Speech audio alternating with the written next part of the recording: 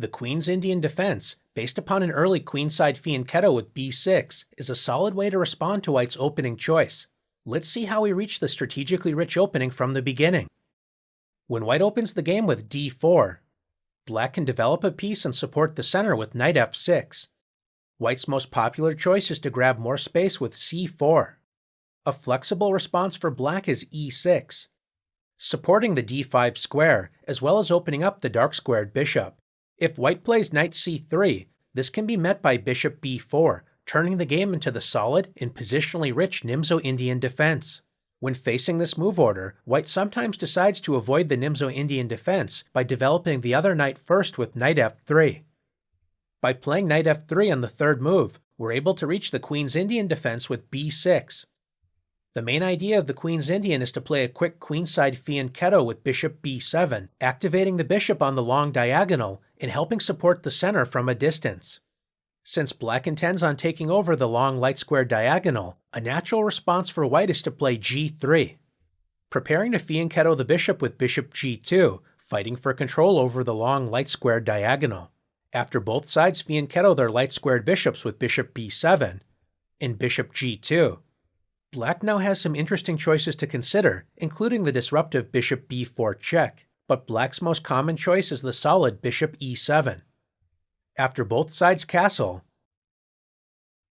white now has an interesting decision to make. One path is the straightforward knight c3, simply developing a piece while increasing central control. Black can decide to play d5, which may often be coupled with a well-timed c5, adding serious pressure against white's center. The move d5 can be met by knight e5, revealing the light-squared bishop's pressure against d5, pinning it against the bishop on b7. Another option for black is to provoke an exchange of minor pieces with knight e4. Black would like to exchange knights with knight takes c3. This helps black increase control over the long light-squared diagonal.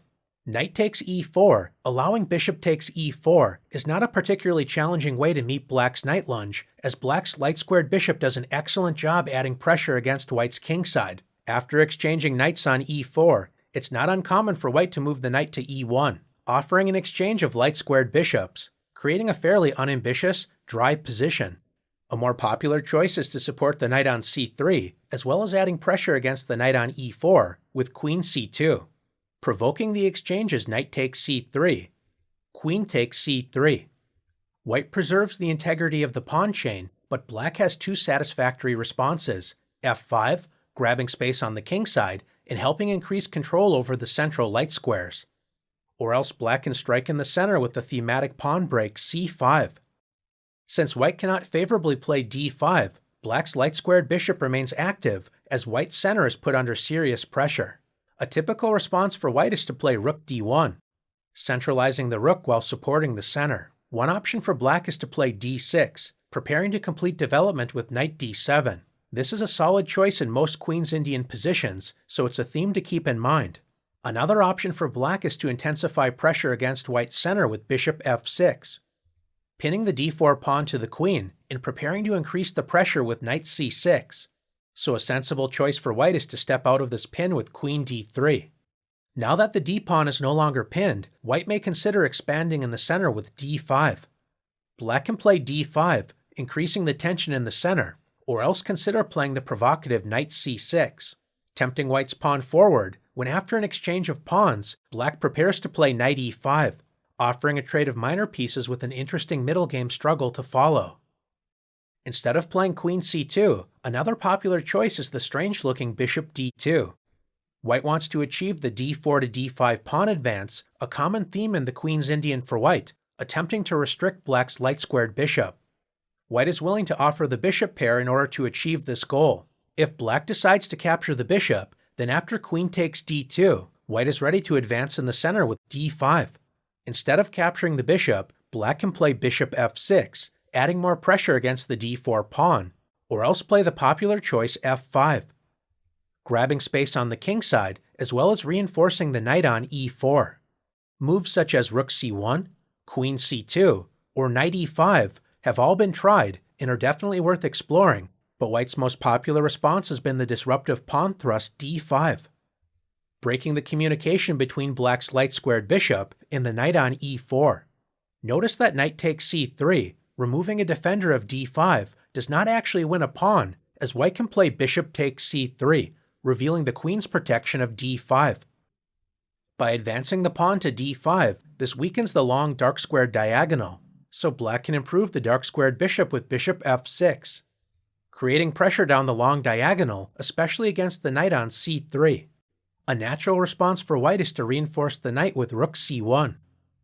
It's important for black to bring the knight on b8 into the game, and since d5 deprives the knight of its most natural development, black typically plays knight a6. In this tension-filled position, former world champion Anatoly Karpov once played bishop e1, opening up the d-file for white's queen, which will help support a centralizing knight d4.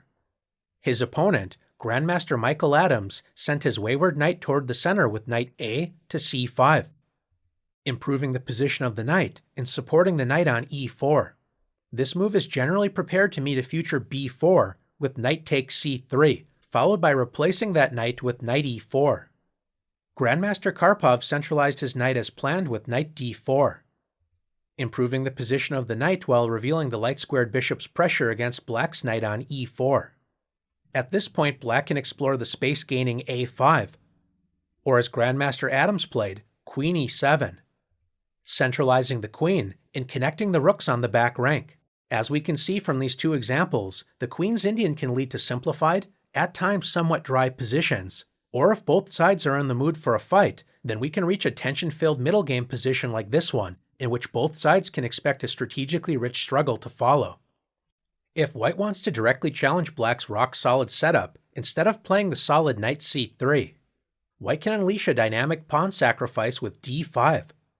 If black doesn't capture the pawn, then white will simply enjoy a strong central space advantage when black's light-squared bishop remains restricted. So after black accepts the pawn with e takes d5, white can play knight h4. By sacrificing the pawn, white's knight is now able to invade the f5 square, adding serious pressure against black's kingside. The knight move also reveals the light-squared bishop's pin against the d5 pawn. Black's position remains quite tied up, so in addition to the kingside pressure, the simple plan of knight c3 and c takes d5 is a very unpleasant prospect for black. With this in mind, black usually reinforces the center with c6, supporting the d5 pawn at the cost of further restricting black's bishop on b7. The c6 pawn also deprives the knight of its most natural developing square, so black will face some struggles completing development. In response to c6, white continues with c takes d5. When after knight takes d5, white's knight leaps into the enemy kingside with knight f5, adding pressure against the g7 pawn, as well as the bishop on e7. White is prepared to grab space with e4, when black needs to stay alert for sacrifices with knight takes g7, as well as moves such as queen g4, intensifying pressure against the kingside. A popular response for black is to play the strange-looking knight c7, clearing the d5 square in order to fight for the center with d5, and if allowed, black's knight may also move to e6, helping secure the kingside. By moving the knight to c7 instead of the more natural f6 square, this allows black to activate the dark-squared bishop with bishop f6, securing the kingside, as well as adding pressure against white's queenside. White's plan of quickly playing e4, knight c3, and if allowed, bishop f4, adding pressure against black's kingside, center, and weakened dark squares, certainly creates sufficient compensation for the pawn, especially as black's pieces remain somewhat cramped and not well organized for the time being. This is a dangerous position for black to face, but with proper play, the position can prove quite resilient against white's dynamic attacking chances. The interested viewer is encouraged to explore Grandmaster games to see how these clash of ideas can work out in practice. Instead of playing knight c3, which allows black the option to enter a Nimzo Queen's Indian hybrid with bishop b4, white can decide to spend a tempo on the move a3. Beginners are often taught not to waste time with unnecessary pawn moves, but this prophylactic pawn move was favored by world champions Tigran Petrosian and later Garry Kasparov. White is now ready to play knight c3 without allowing the option of bishop b4. Black sometimes responds with the provocative bishop a6, an interesting idea worth exploring, but black's main response is the solid bishop b7.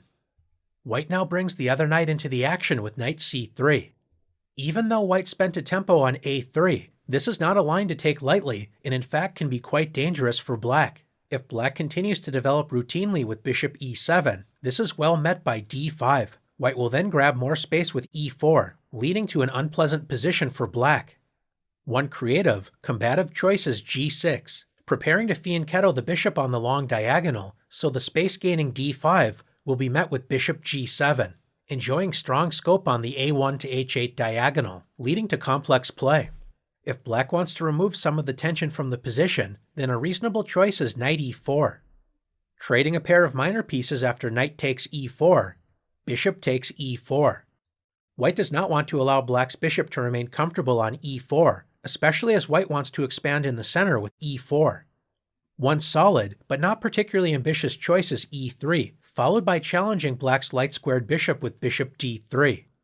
A more challenging continuation is knight d2, threatening to gain the bishop pair, so black usually retreats the bishop with bishop b7, allowing white to grab more central space with e4.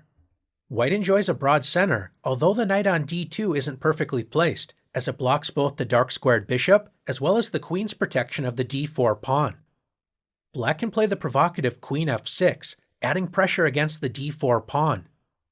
Or else black may consider g6, preparing a double fianchetto when a complicated struggle is developing between white's central space advantage and black's ability to counterattack that center and find active counter chances. Since knight c3 threatens the unpleasant d5 in many lines, black's most popular way to neutralize this possibility is by grabbing space in the center with d5. Against this solid response, bishop g5 as well as queen c2 are interesting options to explore, but white's most popular, as well as direct continuation, is c takes d5, forcing black to make a serious decision. One option is to play e takes d5, gaining a solid footing in the center at the expense of blocking the light-squared bishop on the long diagonal. This is a solid choice worth exploring. White can then play g3, preparing to fianchetto the light-squared bishop and target the d5 pawn. White can also decide to play bishop f4, adding pressure against the c7 pawn when black can fight against this pressure with bishop d6. If black would prefer to provoke greater complications, then capturing the pawn with the knight is a popular option. Adding pressure against the c3 knight while avoiding committing a black pawn to the long light-squared diagonal, a positive for the light-squared bishop. Striking in the center with e4 would simply lose a pawn after knight takes c3. So a popular choice for white is to support the knight, as well as prepare e4 with queen c2. In one high-level encounter, Grandmaster Sergei Karyakin exchanged knights with knight takes c3. His opponent, Grandmaster Hikaru Nakamura, decided to recapture with the pawn b takes c3. This capture does isolate the pawn on a3, but white's main goal is to build a strong space-gaining center with e4. Grandmaster Karyakin continued with bishop e7, when white expanded in the center with e4. White enjoys a two-pawn center, and black can easily enter a passive position. The former World Championship candidate demonstrated how black can fight against this central pawn structure after castling the king. White actively developed the light-squared bishop with bishop d3, supporting the center, as well as creating a queen-bishop battery pointing toward the enemy king. It's important for black to strike against white's center, which is precisely what Karyakin did with c5. Adding pressure against d4, a key source of counterplay for black. As the central tension increases, white decided to castle the king to safety. When black played the multi-purpose move queen c7, the queen aligns with the enemy queen on the c-file, preparing a potential exchange of queens with c takes d4. By moving the queen off of its original square, this also prepares to add more pressure against white's center with rook d8. White certainly does not want to extinguish his attacking chances by allowing an exchange of queens, so Hikaru played queen e2.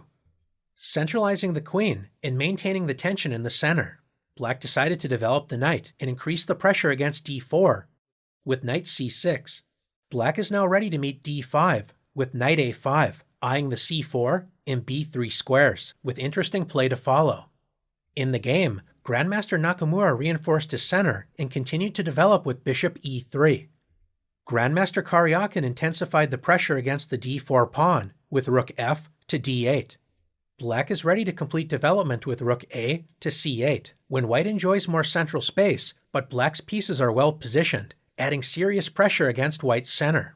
The position is dynamically balanced, and Nakamura, true to his active style, decided to mix things up with h4, grabbing space on the king side and provoking interesting complications, although the game ultimately ended in a draw. As our initial journey in the Queen's Indian defense comes to an end, it's worth mentioning that the Queen's Indian is not a standalone defense against d4. If white decides to play g3, preparing a quick fianchetto, then b6 makes little sense, as white can take over the diagonal first with bishop g2. This means that black needs to consider how to respond to this move, perhaps with bishop b4 check, inviting a Bogo Indian defense, or possibly playing d5, turning the game into the Catalan opening against the Queen's Gambit declined, just to name a couple options that are covered in other opening videos right here on chess.com. If white decides to play knight c3, b6 is not an optimal response, as white can simply take space in the center with e4, gaining a comfortable advantage. Many Queen's Indian players have experience with the Nimzo Indian, so a natural response to knight c3 is bishop b4. When white avoids knight c3 and plays knight f3 on the third move, the Queen's Indian defense is a solid, reliable response. White has a variety of ways to challenge the Queen's Indian defense, but black's position remains quite resilient, with no shortage of strategically rich lines available for both colors. If you're looking for a good complement to the Nimzo Indian defense, or you simply enjoy the typical positions that arise from this opening, then the Queen's Indian defense may very well be the choice for you.